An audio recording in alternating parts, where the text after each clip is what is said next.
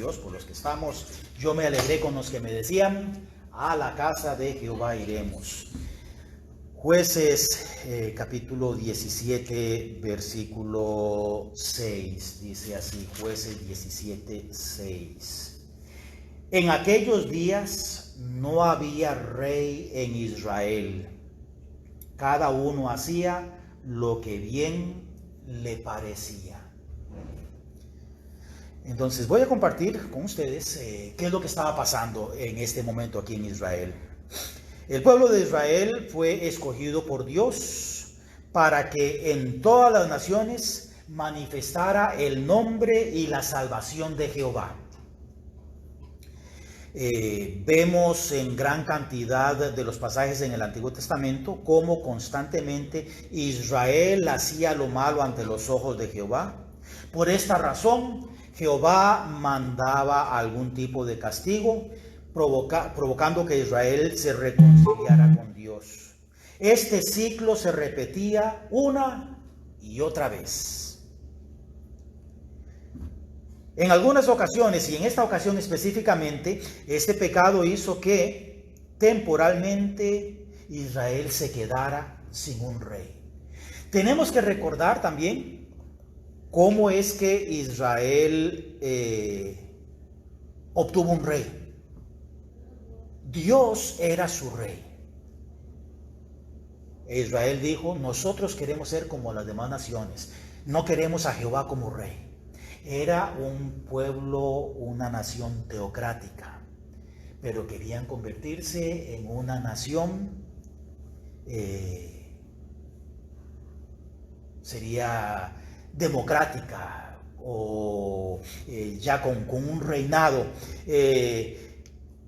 Pero dice que en esta ocasión se quedaron sin rey, en el versículo 6, y que cada uno hacía como bien le parecía. ¿Qué es lo que estaba pasando? Que si a uno le parecía bien robarle al que más tenía, lo podía hacer porque bien le parecía. Si a uno le parecía bien robarse el...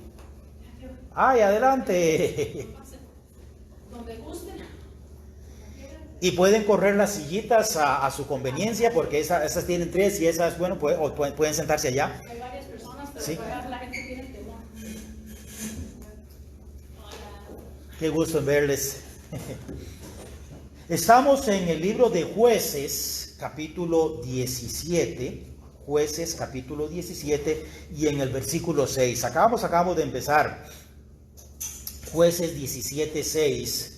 También lo estamos transmitiendo en vivo aquí en Facebook. Bienvenidos, aquí tenemos varias personas. Me están dando aquí algunos mensajes. Muy bien. Entonces, como les estaba diciendo, este pasaje está hablándonos acá acerca de que debido al pecado de Israel, ellos, dice la Biblia, que hacían lo malo ante los ojos de Jehová. Dios les mandaba un castigo y ellos se arrepentían, clamaban a Dios. Dios les enviaba algún mensajero que les ayudara a salir adelante. Una vez que las cosas mejoraban, ellos buscaban a Dios. Después volvían otra vez a hacer lo malo ante los ojos de Jehová, y era constante esta situación. En el versículo 6 dice que no había rey en Israel y que por esta razón cada uno hacía lo que bien le parecía.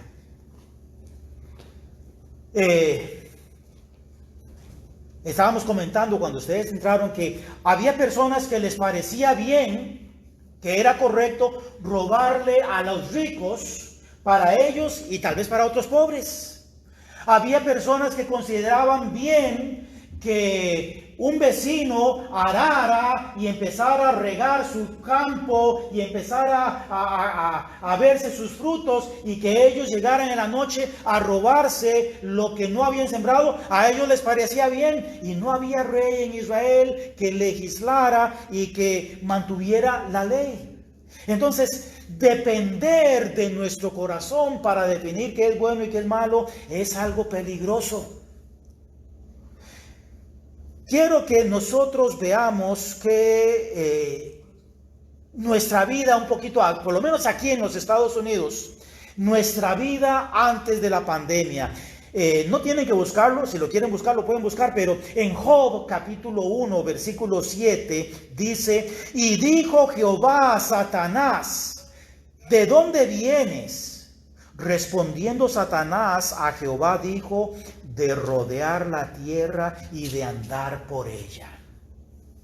Uno de los errores grandes que cometemos, aún dentro de las iglesias cristianas y evangélicas, es que pensamos que Satanás tiene su trono en el infierno y que él está urdiendo, haciendo sus planes en el infierno y que él disfruta de las llamas. Pero hermanos, Satanás no conoce el infierno. Dice la Biblia que él va a ser arrojado en el infierno. Él no va a ir voluntariamente al infierno. ¿Quiénes de nosotros sabemos de que no tenemos ningún problema, no nos está doliendo ningún diente, no tenemos ningún problema? ¿Y quiénes de nosotros vamos al dentista y le decimos, doctor, quiero que me saque esta muela? ¿Por qué? Se ve bien. Solamente porque me gusta sentir la anestesia, me gusta que me arranquen. No, eso pasa con Satanás. Él no está en el infierno. Él va a ser arrojado al infierno. Aquí dice este pasaje entonces que Satanás andaba rodeando la tierra y andando por ella.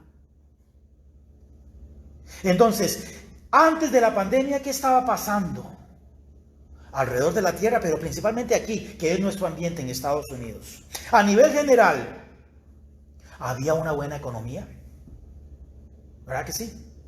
Había buen trabajo.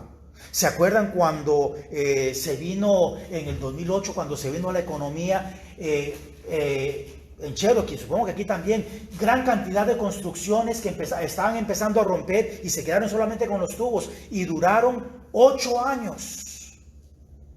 Solamente con los tubos de la cañería y nada más, no se volvió a hacer nada más.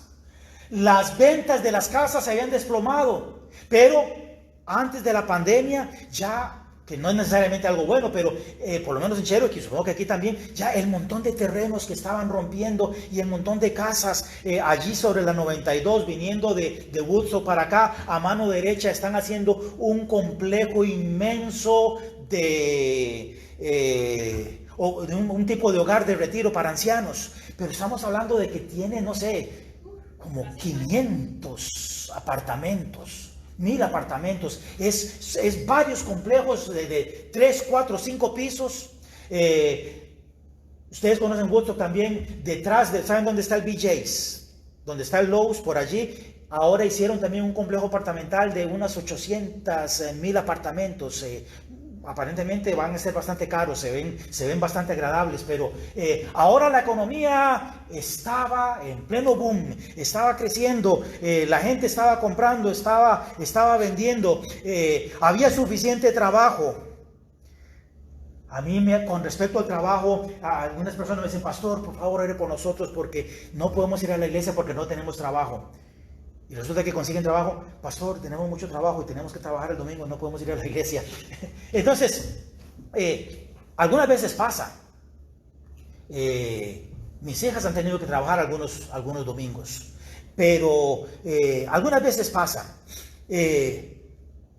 La economía estaba tan buena que hasta estábamos, muchos de nosotros, pudiendo ahorrar. La bolsa de valores había subido más que nunca como la espuma. Yo no entiendo mucho de esto, pero la gente que invierte estaba pudiendo hacer gran cantidad de dinero a través de la bolsa de valores. Había tiempo y había dinero hasta para vacacionar. Mi esposa y yo celebramos en este año nuestro 30º aniversario, 30 años de casados.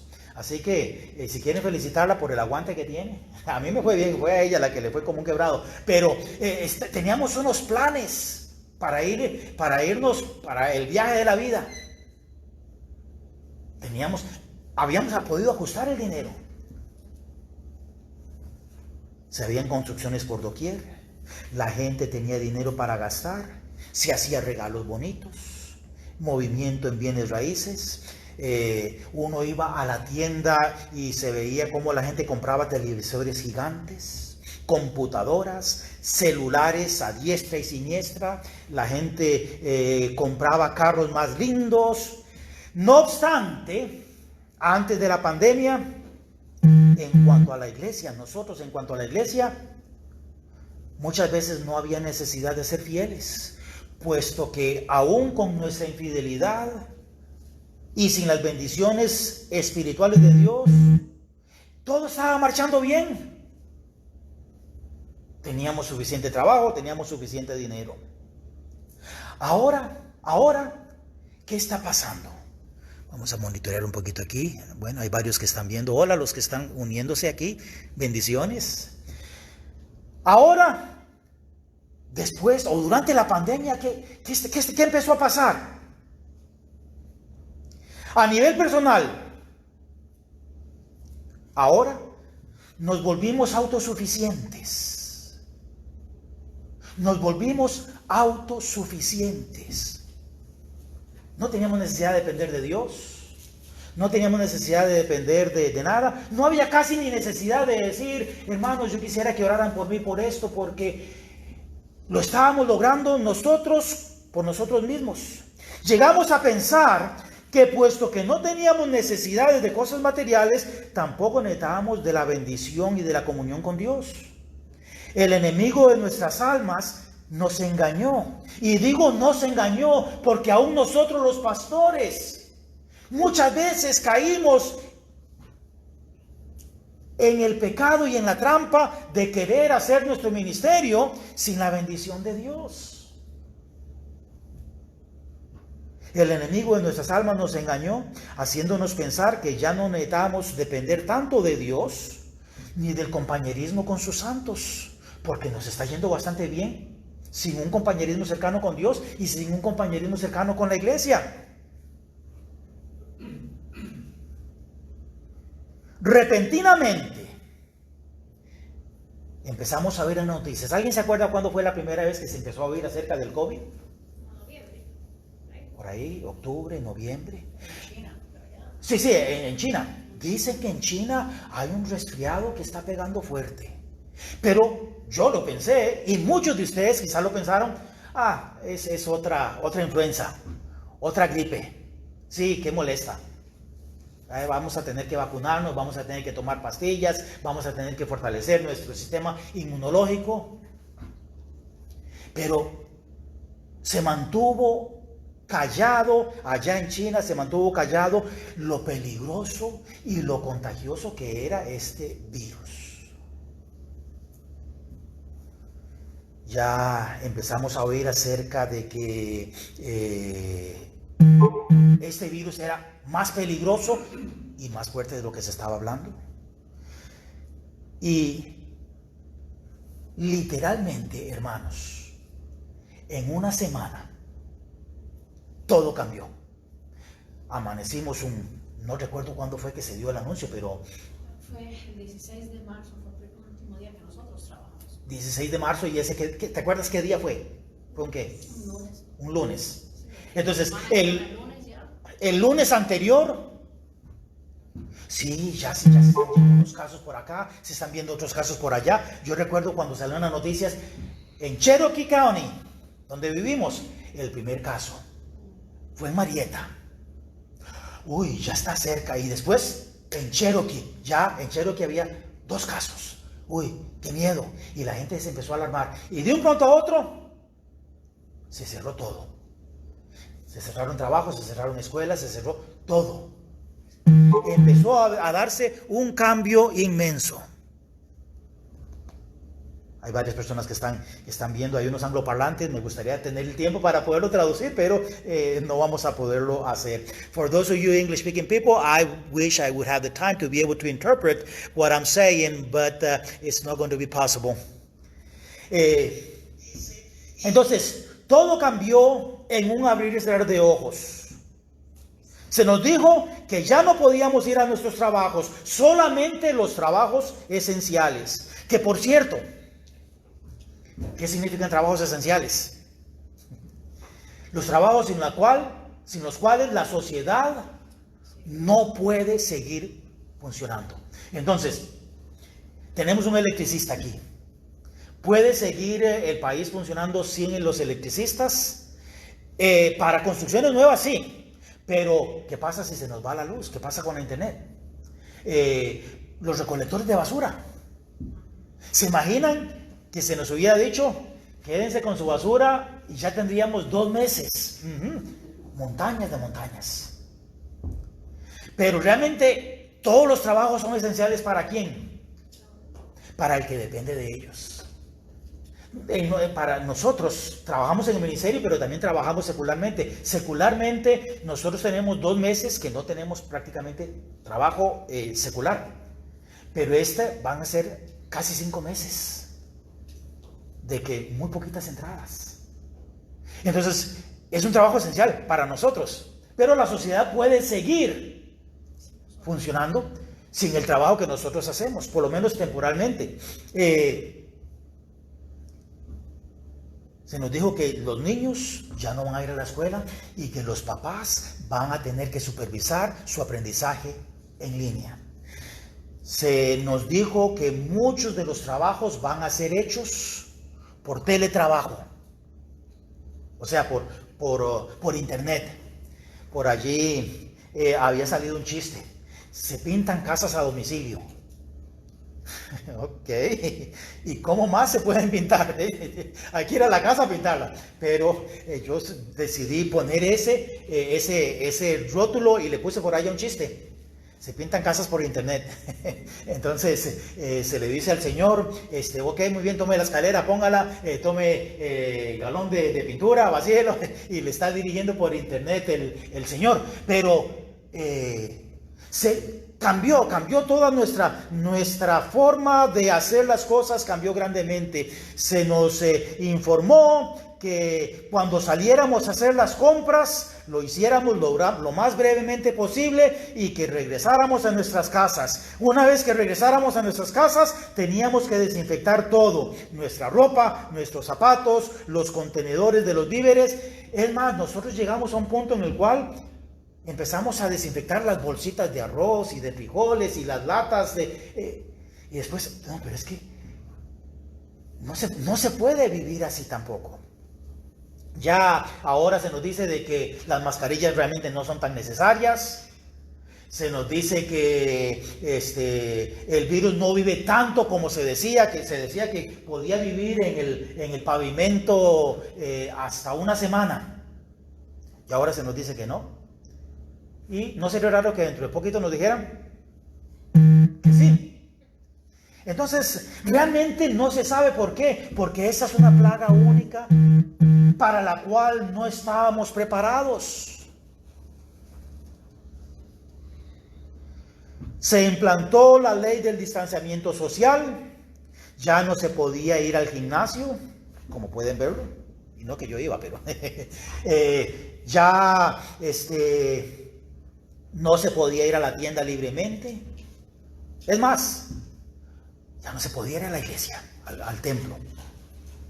Las iglesias empezaron de una manera innovadora a congregarse virtualmente a través de diferentes plataformas informáticas. Esto es lo que estamos haciendo ahora.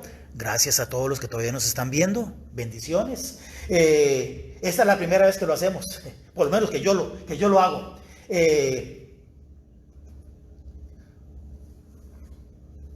Ya como la Biblia dice, no dejemos de congregarnos como algunos tienen por costumbre, a alguien se le ocurrió una idea fabulosa.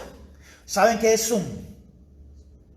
Zoom es un sistema a través del cual se pueden hacer reuniones virtuales. Entonces, yo les mando a ustedes una invitación y pueden ser, no sé, 10, 15, 20, 30 personas que podemos vernos en cuadritos pequeñitos. Entonces, el que habla se puede expandir. Entonces, es como un salón, pero es virtual. Cada uno en su casa y se reúnen en un salón virtual. Entonces, hay un moderador y las otras personas pueden participar vía Zoom. Entonces, por allí alguien sacó que ahora no dejemos de congregarnos, tenemos que dejar de congregarnos, pero no dejemos de zoomgregarnos.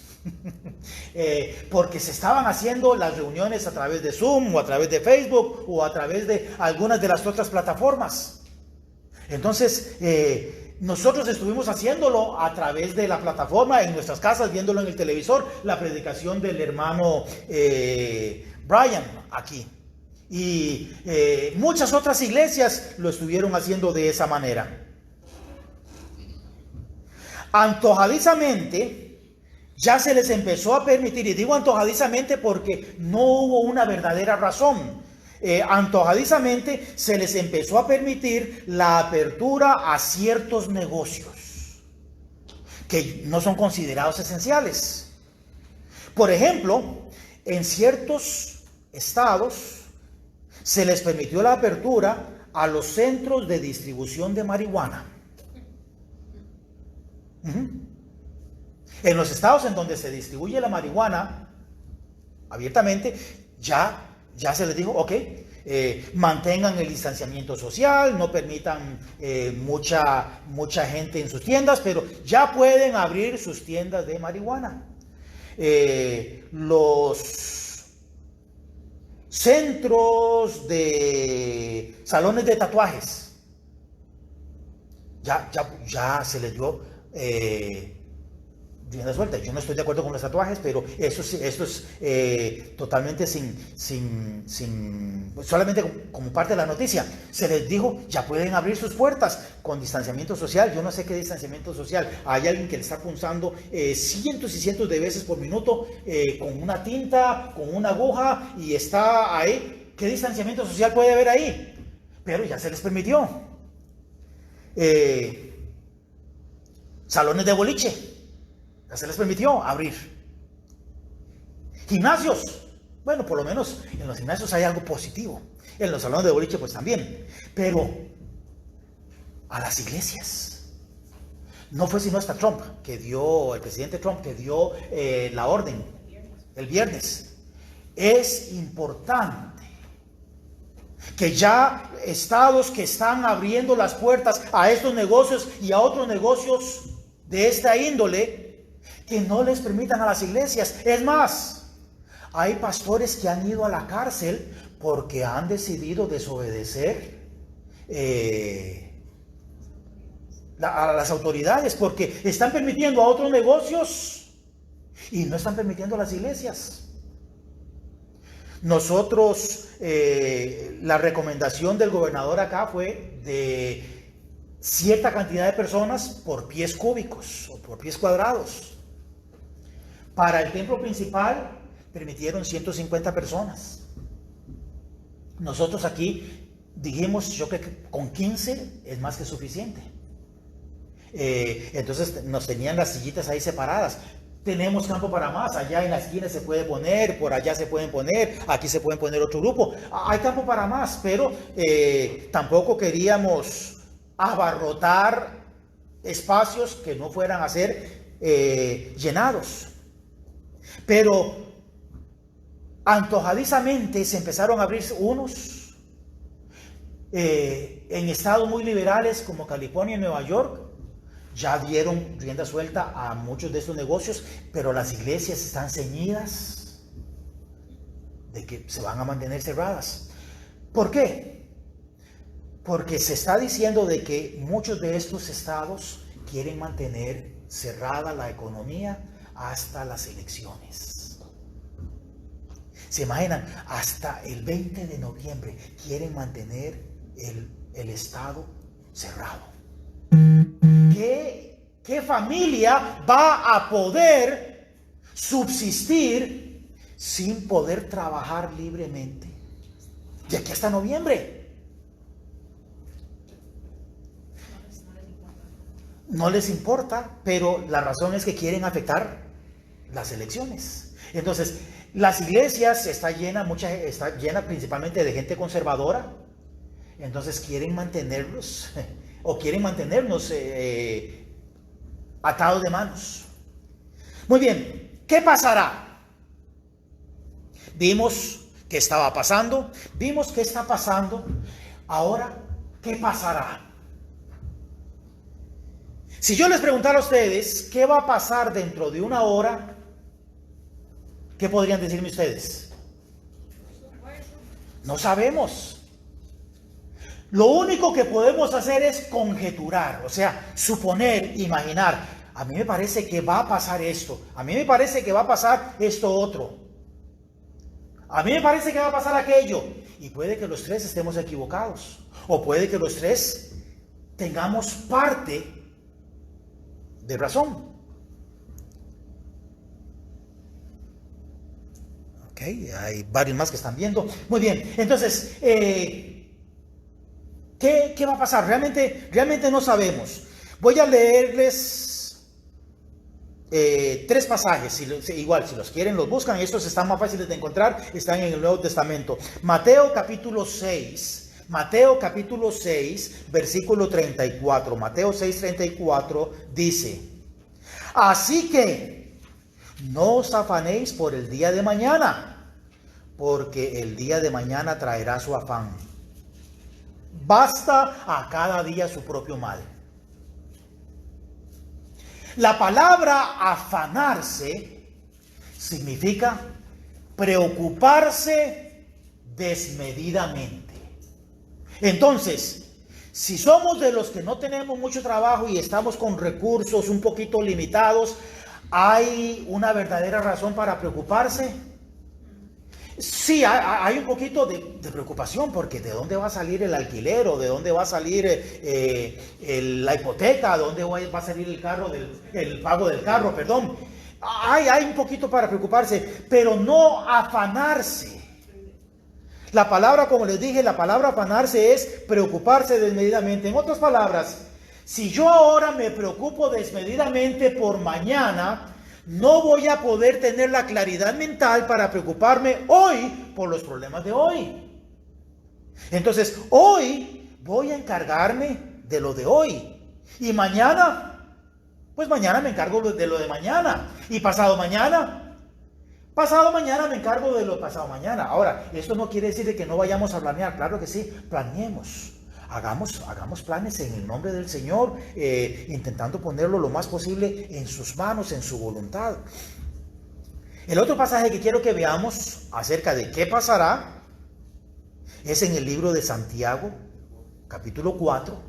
El libro de Santiago, después del libro de Hebreos está el libro de Santiago. Santiago capítulo 4, versículos 13 al 15. Santiago 4, 13 al 15. Dice así: vamos ahora, los que decís, hoy y mañana iremos a tal ciudad y estaremos allá un año y traficaremos. Que por cierto, la palabra traficar no es de drogas, es hacer negocios. Lo que estaba diciendo es: estaremos allá un año y haremos negocios y ganaremos. Y ganaremos. Versículo 14. Cuando no sabéis lo que será mañana.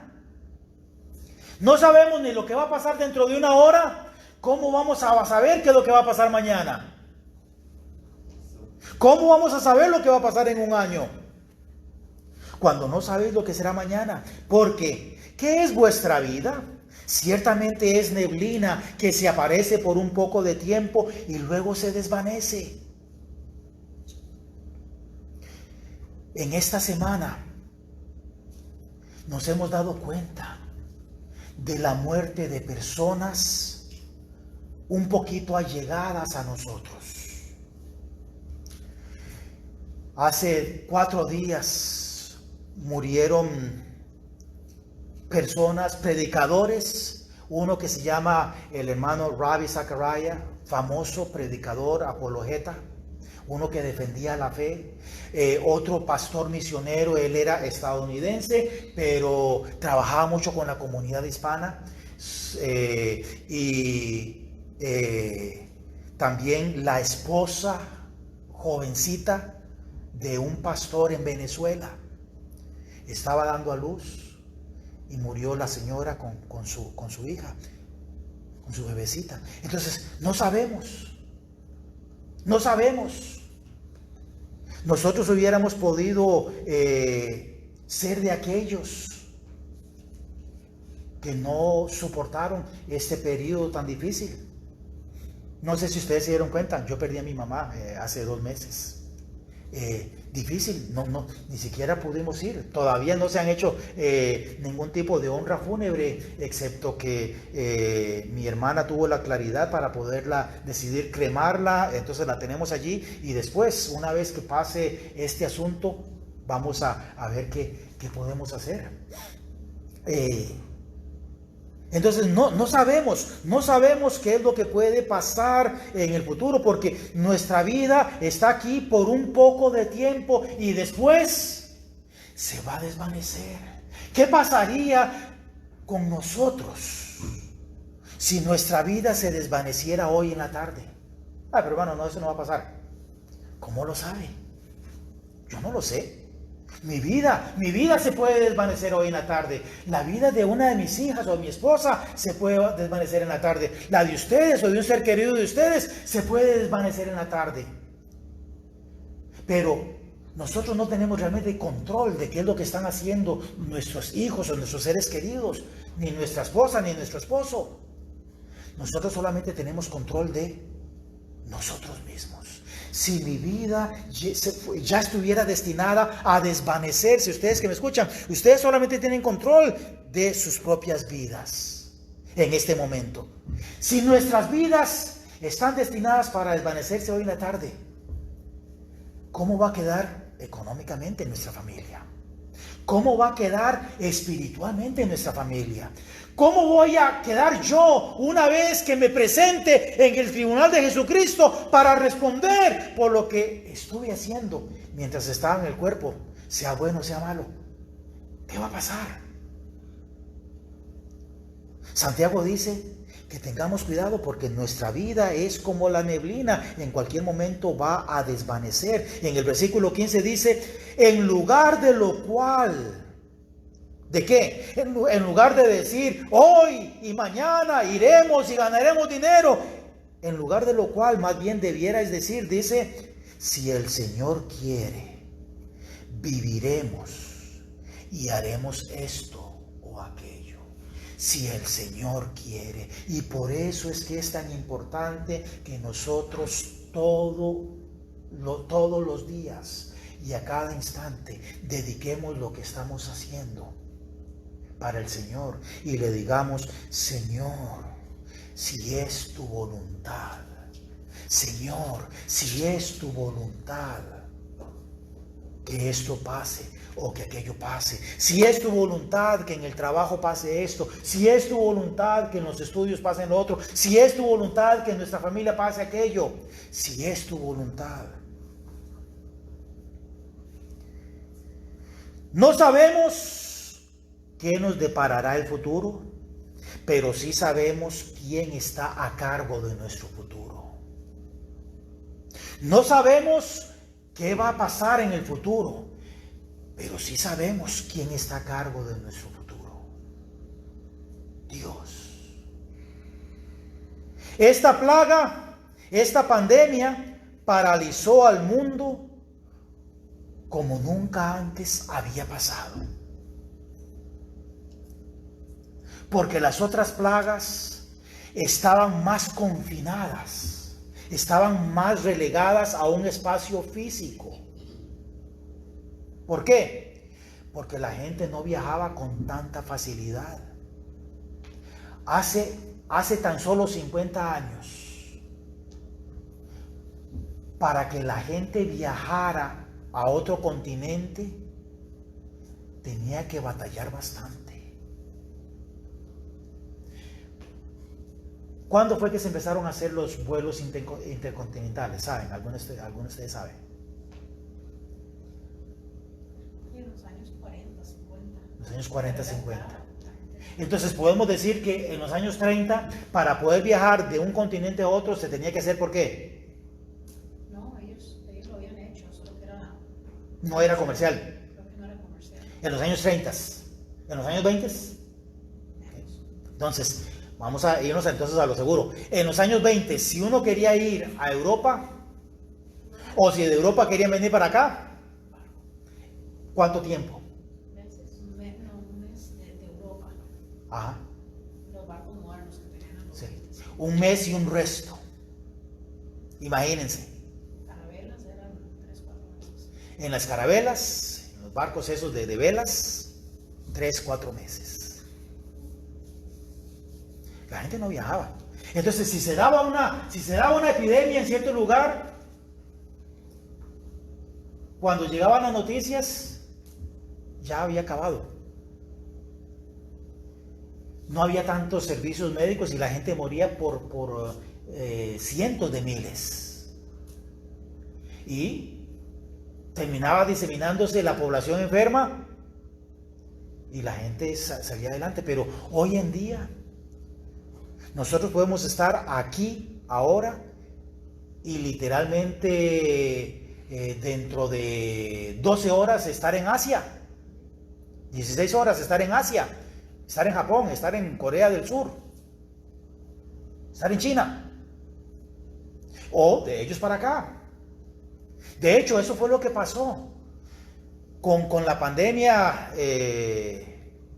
Lo que pasó fue que no se impusieron, China no impuso restricciones de salida a sus ciudadanos y viajaron muchos a Italia y a España. Y de allí, sin saber con qué se estaba lidiando, la gente siguió viajando. Muy bien.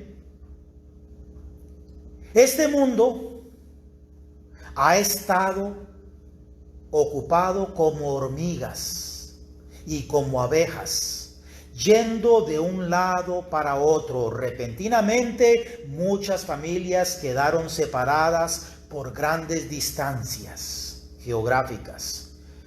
En algunas ocasiones, en diferentes ciudades, en diferentes países y hasta en diferentes continentes. Repentinamente, aquí estás, aquí te quedas. Nosotros tenemos dos conocidos. Mi concuño Arturo y mi cuñada Amber tenían una hija, nietos y el yerno en España. Tenían un hijo en Florida y la otra hija estaba en Tennessee. Y ahí, sin poderse mover, conocí también por uno de estos salones. Conocí a un pastor, es costarricense, un misionero costarricense, está trabajando en España y también está trabajando en Italia. Tiene una prometida que es italiana, fue a conocer a los suegros a Italia y se quedó en Italia. Y cuando tuvimos esta reunión, le dice, pero es que yo no tengo ropa apropiada. Dice, no, vaya con lo que tenga. Entonces, una camiseta, una playera, porque dice, yo tengo, toda mi ropa se quedó en España. Yo no estaba planeando quedarme en Italia 2 meses, 3 meses. Hasta ahora como que ya tal vez vayan a empezar a dar la oportunidad de salir. ¿Perdón? Ah, sí, los conoció muy bien. Debieron de haber aprovechado para casarse de una vez, ya que estaban ahí. Pero bueno, este tipo de plagas no cesará.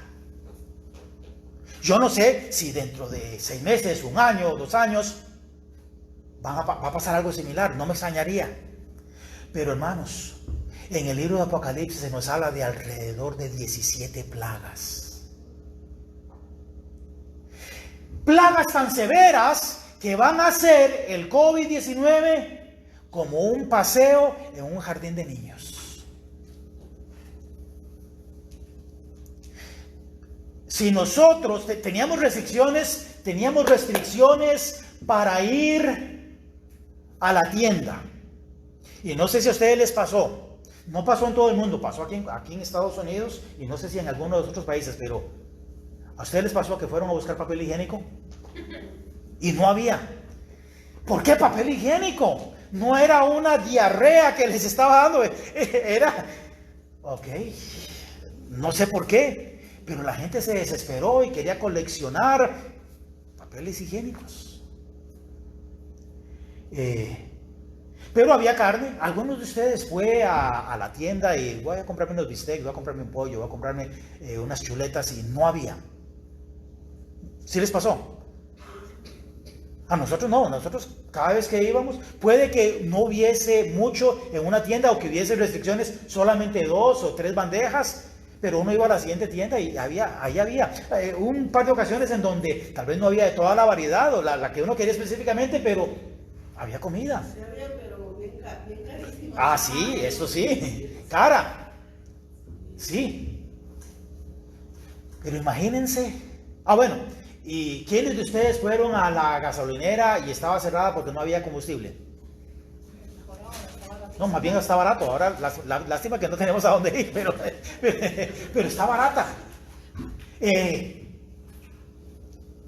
Imaginémonos en un mundo donde no haya comida, no haya corriente eléctrica, no haya gasolina para los carros, donde no haya autoridades vigilando, donde la gente con armas se están amotinando y rompiendo las puertas de las casas para literalmente robarse el poquito de comida que quizás haya en esta casa, y donde no van a dudar ni un segundo en matar a alguien por robarse un bollito de pan. ¿Y a quién se llama? Primero que nada, los celulares no están funcionando, y si estuvieran funcionando, la policía no va a venir porque no va a haber policía, el orden social va a quedar desmantelado. Hermanos, ese es el mundo en el que se va a vivir. Por eso es que es tan importante. ¿Qué pasará? Nosotros humanamente no sabemos, pero hay ciertas cosas que la Biblia dice que va a pasar, y esas plagas van a pasar. Por eso es que nosotros tenemos que tener la seguridad de que somos hijos de Dios y que hemos sido lavados con la sangre preciosa de Cristo. Porque la Biblia promete, ¿qué va a pasar? La Biblia promete que un día, en un abrir y cerrar de ojos, a la final trompeta, Jesucristo va a descender del cielo, se va a quedar en las nubes, y en las nubes va a llamar a su iglesia, a aquellos cuyos nombres han sido escritos en el libro de la vida, aquellos que han sido lavados con la sangre de Cristo, aquellos que han sido hechos templo del Espíritu Santo. No va a llamar a los que asisten a una iglesia bautista o a una iglesia católica, a una mormona, a una testigo. Él va a llamar a aquellos que son realmente nacidos de nuevo. Y por eso es que es tan importante examinar nuestras vidas. ¿Soy realmente hijo de Dios? ¿Soy realmente hija de Dios o no? Dice la Biblia que el Espíritu Santo da testimonio en nuestro espíritu de que somos hijos de Dios. Pero no solamente el Espíritu Santo da testimonio en nuestro espíritu de que somos hijos de Dios, también dice Jesucristo, por sus frutos los conoceréis. Por sus frutos los conoceréis. ¿Qué cambio de vida se ha dado en nosotros? ¿Qué diferencia hay entre nosotros que decimos que somos cristianos y nuestros vecinos o compañeros de trabajo o compañeros de escuela que no son cristianos? ¿Qué diferencia hay? Si no hay diferencia, la Biblia entonces nos exhorta a examinarnos, porque dice la Biblia que por sus frutos por nuestros frutos vamos a ser reconocidos como hijos de Dios. ¿Por qué?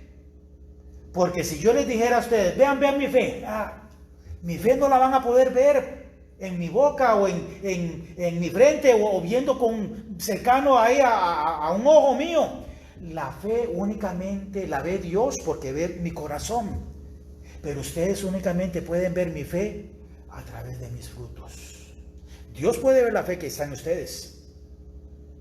Si es que está realmente la fe salvadora. Pero las personas únicamente ven nuestra fe a través de un cambio de vida. Jesucristo y Juan el Bautista le decían a sus seguidores: haced frutos dignos de arrepentimiento.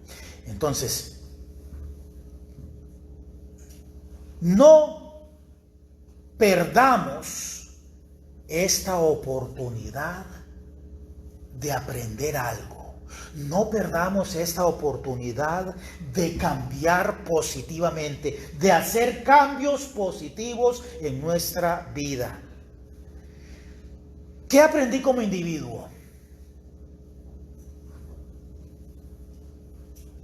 Una de las cosas que yo como individuo aprendí es que, ¿saben qué bonito que es poder comer en familia?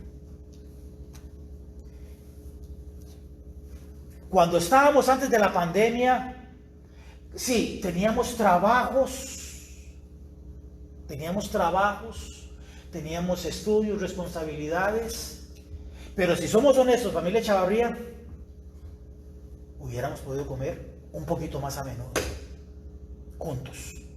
Porque es un tiempo de compartir. Lo hubiéramos podido hacer, pero yo estaba viendo mi programa, ellas estaban viendo el programa, o leyendo un libro, o la computadora, y estábamos comiendo cada uno en su propio lugar. Y yo les quiero proponer, no volvamos a eso. Cada vez que tengamos la oportunidad, hagámoslo. Pudimos hablar, pudimos reírnos, pudimos contar chistes, pudimos contar anécdotas. ¿Qué aprendimos como individuos? ¿Qué aprendimos como familias? Yo aprendí que la familia es más importante que cualquier trabajo. Que la familia es más importante que cualquier vacación. Que la familia es más importante que cualquier otra cosa. Excepto Dios, obviamente, que es el que nos da la familia. ¿Qué podemos aprender como iglesia? Salmo 122:1 dice: yo me alegré con los que me decían, a la casa de Jehová iremos. Yo me alegro con ustedes, familia Ramos. Gracias porque están aquí con nosotros. Si ustedes no hubieran llegado, estaríamos nosotros, y los que están viéndonos acá también. Muchas gracias a ustedes por compartir con nosotros. Pero, ¿qué aprendimos como iglesia? ¿Qué podemos aprender como sociedad? Proverbios 5:14 dice: casi en todo mal he estado en medio de la sociedad y de la congregación. No hay sociedad perfecta y no hay iglesia perfecta. Cambiar nuestra sociedad va a ser muy difícil si nosotros mismos no cambiamos. Jesucristo dijo: vosotros sois la luz del mundo y vosotros sois la sal de la tierra. Pero si nosotros, como luz del mundo, permitimos que el mundo nos coloque debajo de una mesa, o nosotros mismos por temor nos colocamos debajo de una mesa, ¿a quién vamos a alumbrar? Únicamente vamos a alumbrar a los que también están acobardados debajo de la mesa. ¿Para qué sirve la sal? Principalmente para dos cosas. ¿Para qué? Preservar. ¿Para qué? Preservar. Preservar. Este es una de las funciones que menos se conoce, pero la sal sirve para preservar. Antes de que se inventaran o se hicieran tan conocidas las neveras, las refrigeradoras, ¿cómo es que se preservaba la carne? Con la sal.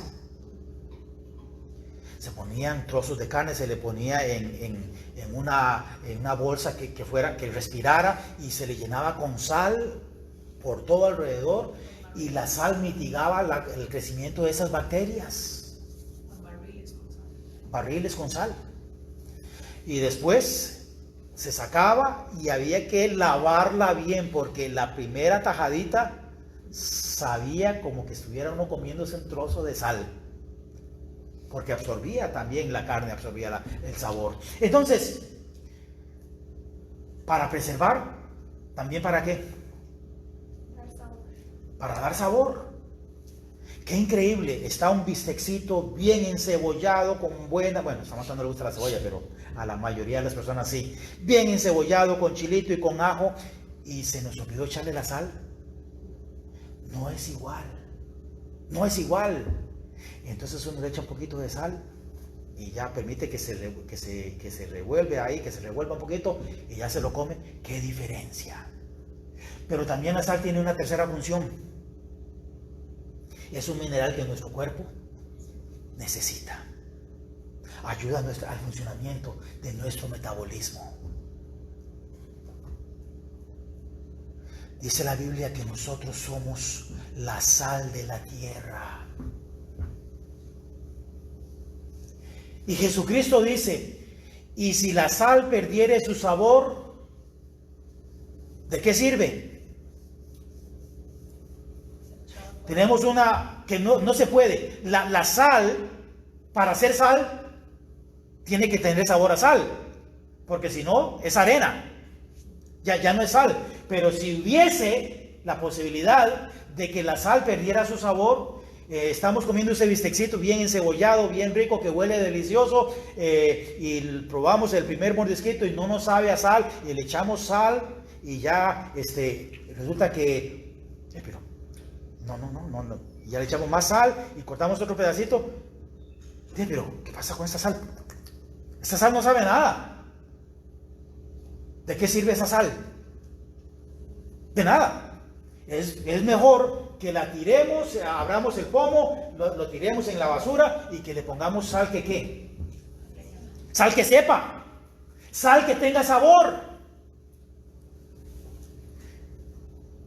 ¿Cuántos cristianos antes de la pandemia hemos sido de los cristianos que están debajo de la mesa? ¿Cuántos cristianos antes de la pandemia hemos sido de los cristianos que ha perdido su sabor?